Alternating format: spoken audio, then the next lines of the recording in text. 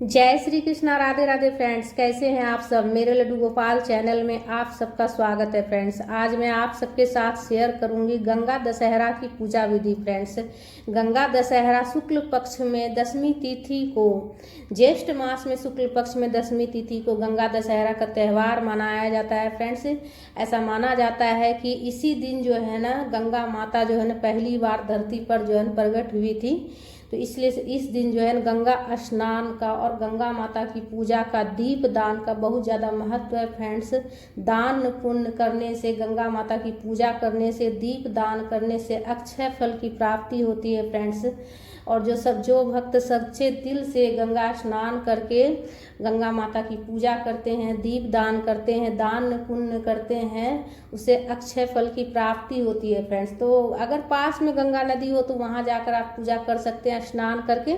और अगर घर पर अगर आप करते हैं तो इस तरह से आप कर सकते हैं। आप गेरू अगर हो तो गेरू से आप थोड़ा सा फर्श पर लीप लीजिएगा, चकुट्टा चौक बना लीजिएगा, या फिर आप गाय के गोबर से भी कर सकते हैं फ्रेंड्स। और कोई प्रात ले लीजिएगा, या थाली हो तो गहरा थाली होना चाहिए जिसमें कि आप जल भर सके अच्छे से। तो देखिए मैं पीतल कांसा फूल कर ली हूँ और जो है ना उसमें स्वास्तिक बना ली हूँ और गेरू से चौक बनाकर उसके ऊपर रखी हूँ थाली को। और सबसे पहले जो है ना हम जो है ना सबसे पहले गंगा जल डालेंगे। उसके बाद स्वच्छ जल से हम थाली को, प्रात को अच्छे से भर लेंगे। तो देखिए आप स्टील का भी ले सकते हैं फ्रेंड्स, या फिर आप पीतल का भी ले सकते हैं, या फिर आप मिट्टी का भी ले सकते हैं। जो आपके पास अगर गहरा प्रात टाइप का अगर मिट्टी का हो तो आप वो भी ले सकते हैं पूजा करने के लिए फ्रेंड्स। तो सबसे पहले देखिए गणेश जी को ध्यान में करते हुए गणेश जी की पूजा कर लीजिएगा। तो एक पत्ता मैं रखी हूँ पीपल का और सबसे पहले गणेश जी को फूल और रोली में चढ़ाई हूँ। और सबसे पहले गंगा माता को हम दूध चढ़ा लेंगे फ्रेंड्स। और गंगा माता को देखिए हम वस्त्र के रूप में कलावा अर्पित कर रहे हैं, हल्दी और सिंदूर एक पीपल के पत्ता के ऊपर रखकर। आप चाहे तो सुहाग की सामग्री भी चढ़ा सकते हैं फ्रेंड्स, या फिर मेरी तरह जो है ना बिल्कुल सरल विधि से जो है ना आप वस्त्र के रूप में कलावा अर्पित कर लीजिएगा। और हल्दी और सिंदूर ये सुहाग से जुड़ा हुआ होता है, तो ये चीज़ आप जो है ना अर्पित कर लीजिएगा मेरी तरह बिल्कुल सरल विधि से। और गणेश जी को भी वस्त्र के रूप में कलावा अर्पित कर लीजिएगा ध्यान करते हुए गणेश जी का। और एपन देखिए ये तैयार की हूँ मैं हल्दी और आटा से एपन तैयार की हूँ। तो 10 बार जो है ना हम जो मतलब प्रात जो हम तैयार किए हैं गंगा जल और अथी से स्वच्छ जल से, तो उसमें हम जो है ना एपन से 10 बार लगा लेंगे। गंगा दशहरा की पूजा में जो है ना 10 की संख्या का बहुत ज़्यादा महत्व होता है फ्रेंड्स।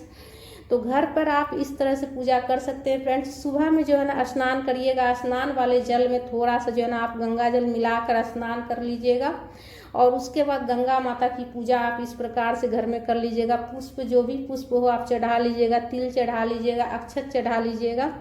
और देखिए उस दिन जो है ना आप मिठाई, आप मार्केट से भी मिठाई ला कर आप चढ़ा सकते हैं, मिठाई चढ़ा सकते हैं, लड्डू चढ़ा सकते हैं, बतासा चढ़ा सकते हैं। पर 10 की संख्या में चढ़ाइएगा। जो भी आप फल चढ़ाइएगा या फिर कोई फ्रूट चढ़ाइएगा या मिठाई चढ़ाइएगा, तो कोई भी एक चीज़ जो ना आप 10 की संख्या में ज़रूर चढ़ा लीजिएगा। इसलिए कि गंगा दशहरा की पूजा में 10 की संख्या का बहुत ज़्यादा महत्व है फ्रेंड्स।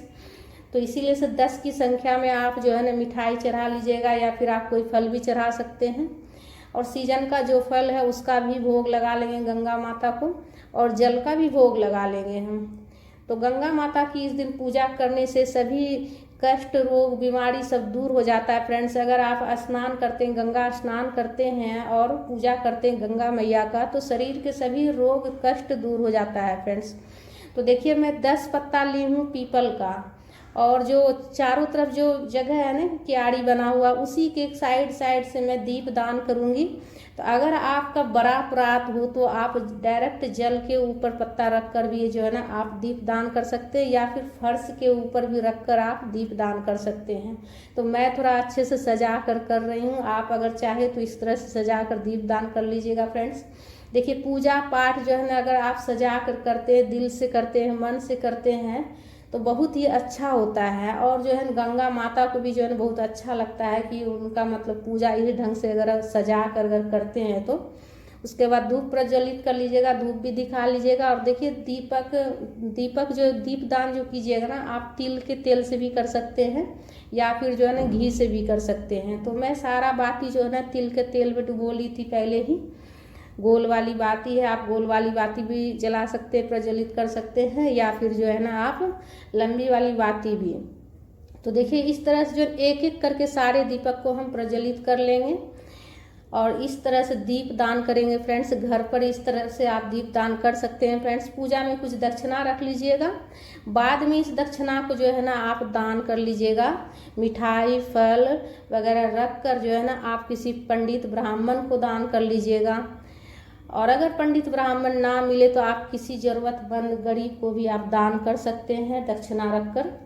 उसके बाद आरती कर लीजिएगा। आरती मैं कपूर से की हूँ, आप चाहे तो दीपक प्रज्वलित करके भी आरती कर सकते हैं फ्रेंड्स।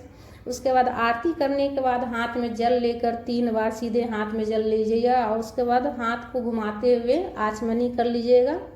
उसके बाद गंगा मैया से प्रार्थना कीजिएगा, आपकी जो भी मनोकामना है वो गंगा मैया से कहिएगा। गंगा मैया बहुत ही दयालु होती है फ्रेंड्स, और जहाँ ध्यान कीजिए गंगा मैया को, माँ वहीं आ जाती है अपने बच्चों की पुकार पर।